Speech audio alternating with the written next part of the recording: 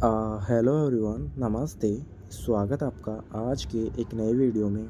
आज हम बात करने वाले हैं ब्रिटिश इंडिया।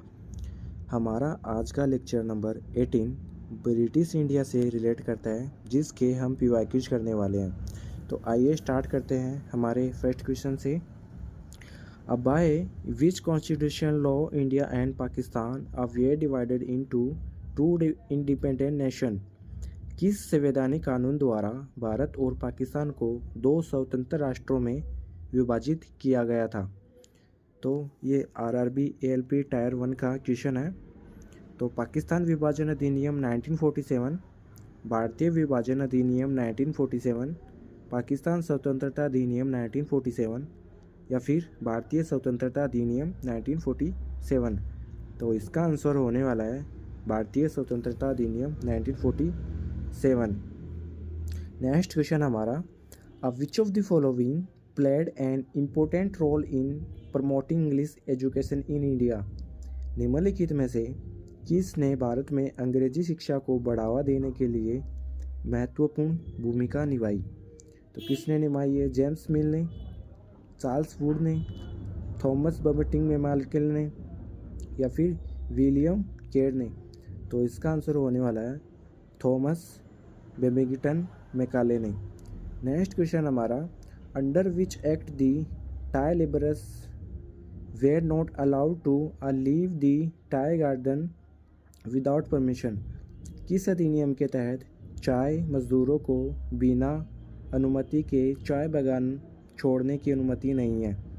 तो संपत्ति हस्तांतरण अधिनियम 1882, भारतीय दास्ता अधिनियम 1843, भारतीय अनुबंध अधिनियम 1872, अंतर्देशीय प्रवासन अधिनियम 1859। तो इसका आंसर होने वाला है अंतर्देशीय प्रवासन अधिनियम 1859।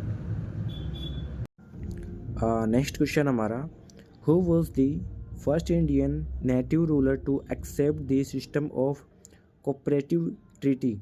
सहकारी संधि प्रणाली को स्वीकार करने वाला पहला भारतीय देसी शासक कौन था?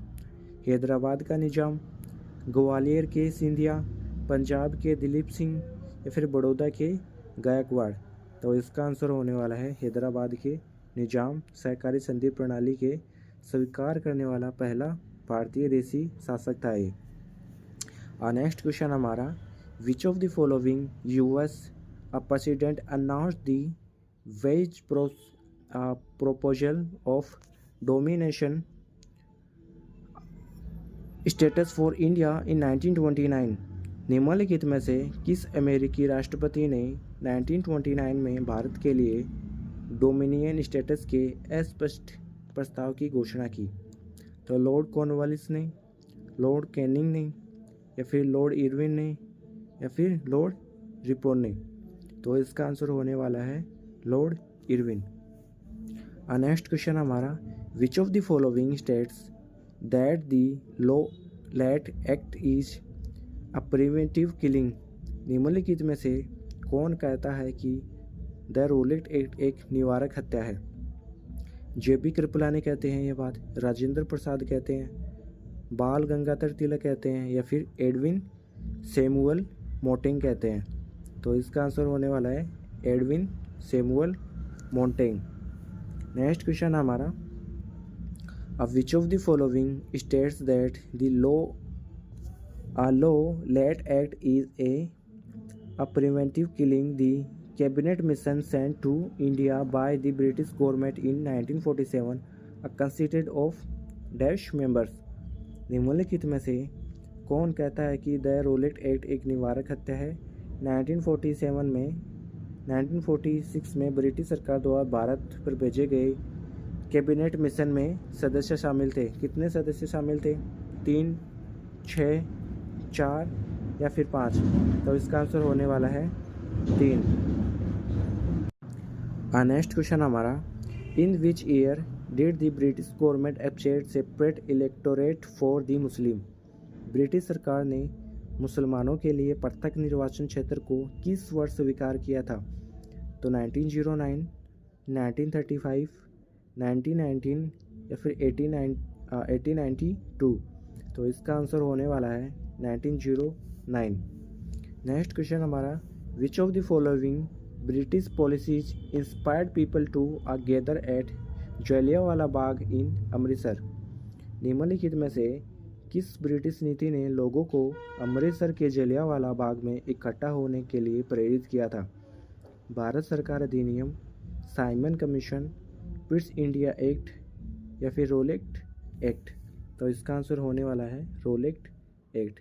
नेक्स्ट क्वेश्चन हमारा, during the British rule the Sharda act was passed in 1929 to prevent dash. British शासन के दौरान डैश को रोकने के लिए 1929 में शारदा अधिनियम को पारित किया गया था। तो शारदा जो एक्ट है वो किसके लिए था? शिशु की हत्या के लिए, बहुविवाह के लिए, सती प्रथा के लिए या फिर बाल विवाह के लिए। तो इसका आंसर होने वाला है बाल विवाह के लिए शारदा एक्ट है, 1929 में ये आता है। नेक्स्ट क्वेश्चन हमारा, which prime minister sent the Cripps mission to India in 1942। 1942 में किस प्रधानमंत्री ने क्रिप्स मिशन को भारत भेजा था? तो क्लेमेंट एटली ने, स्टैनली बोल्डविन ने, रेजमी मैकॉर्डाल ने, विंस्टन चर्चिल ने। तो इसका आंसर होने वाला है विंस्टन चर्चिल। नेक्स्ट क्वेश्चन हमारा, which of the following was introduce for separate electoral border in order to widen the gap between Hindu and Muslim. हिंदुओं और मुसलमानों के बीच की खाई को चौड़ा करने के लिए अलग निर्वाचन बोर्ड के लिए निम्नलिखित में से कौन सा प्रस्ताव पेश किया गया था? रोलेक्ट एक्ट, द्वैत शासन प्रणाली या फिर अलब ट्रिबल और फिर मार्ले मिंटो।